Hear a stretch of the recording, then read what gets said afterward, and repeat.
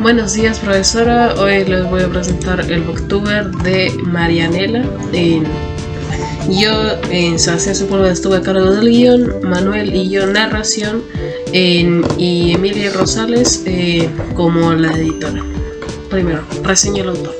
Benito Pérez Galdós nació en 1842 y falleció en 1920 en Madrid, en las Palmas de Gran Canaria, en las Islas Canarias, en una familia clase media, y fue el hijo de un militar. Recibió una educación rígida y religiosa, que no impidió que metiese sus manos en el tema del liberalismo, probablemente por mera curiosidad.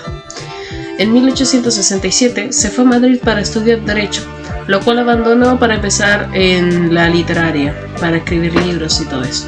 Su primera novela se publicó en 1870, llamada La Sombra, la cual fue seguida por La Fontana de Oro, que parece un preludio de los episodios nacionales. Luego de su éxito, en 1879 decidió empezar con la segunda serie.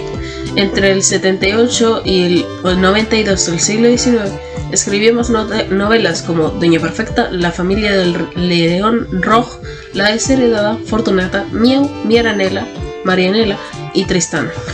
Un año después ingresó, tras un primer intento fallido en 1883, en la Real Academia Española.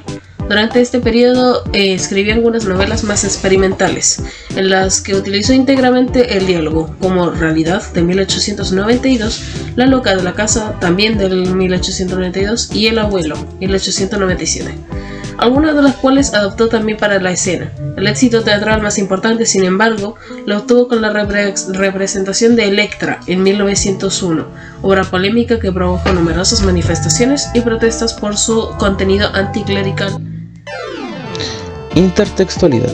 En el ámbito audiovisual, Marianela ha tenido múltiples adaptaciones en el cine, tales como Marianela en 1940, una película española dirigida por Benito Pelirrojo y protagonizada por Mary Carrillo, Julio Peña, Rafael Calvo, entre otros. Marianela en 1955, de Argentina, fue dirigida por Julio Porter, empleada por Olga Zubarry, Pedro Luxailt, José María Gutiérrez y Domingo Spille, también como Marianela en 1961, una telenovela basada en las obras de Benito Pérez Galdós, y finalmente Marianela en 1972, la más nueva, dirigida por Angelino Fons, mientras que en el ámbito literario en el 2013 fue adaptada por un cómic por Rayo Pulido en 2016. Como poeta puertorriqueño, Edwin Torres realizó un poema llamado Cuando me fui ciego, inspirado en la novela. Síntesis. Esta novela cuenta la vida de una mujer modesta, se llama Marianela, tiene 17 años, pero parece una niña de 12. Este es uno de sus mayores errores / defectos, y el motivo es su rechazo social. Incluso su propia familia se avergüenza un poco cuando ella está cerca, porque las hace sentir incómodos. Tiene la frente muy estrecha para su edad y una nariz de forma extraña, que la hace ver incluso menos atractiva.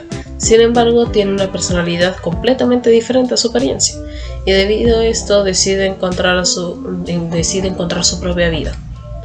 Marianela decidió trabajar y se puso al servicio del joven ciego Pablo Penaguilas. Marianela se convierte en su guía para Lazarillo, confiable y fiel, su mejor compañera de paseos y conversaciones. Con el tiempo, un amor surgirá entre estos dos, y la amistad se convertirá en, un enamoramiento.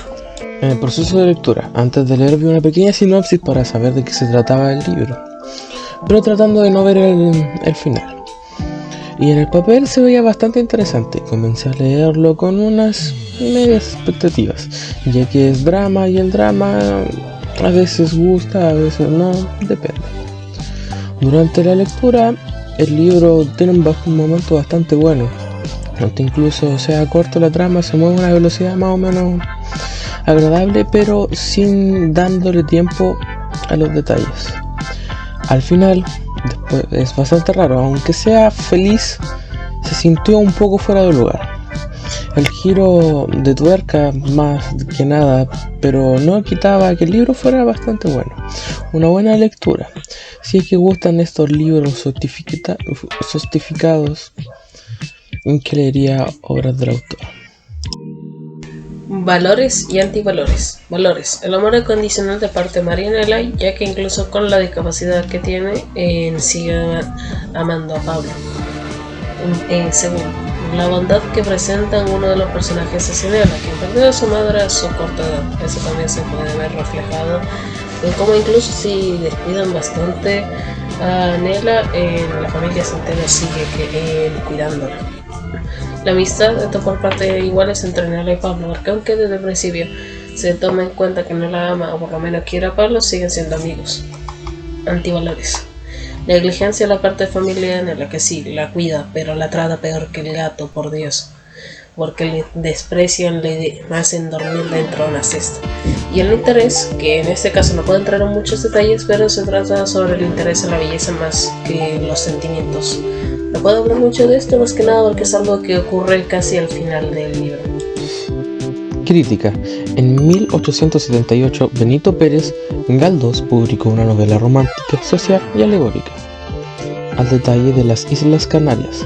Del autor destaca por la ilustración de la diversidad del paisaje natural y sus características. Conecta las emociones de forma realista y poética, contrastando las creencias con la práctica, presentando un tono trágico y triste, desprecioso, narcisista, hipócrita, prejuicioso y la incapacidad para descubrir la diferencia entre lo esencial y sobre todo entre la realidad y los ideales. Galdós pinta un maravilloso retrato de Nella. La protagonista esta es sensible e intensa en la historia.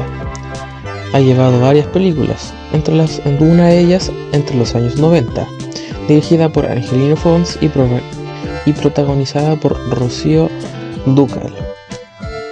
Por esto y muchas otras cosas más, es un gran libro, por lo cual le doy un 8.5 de 10. Recomendación. ¿Si lo recomiendo? Sí, lo puedo decir que sí. El libro es bastante bueno, tiene unos personajes que se desarrollan bastante bien.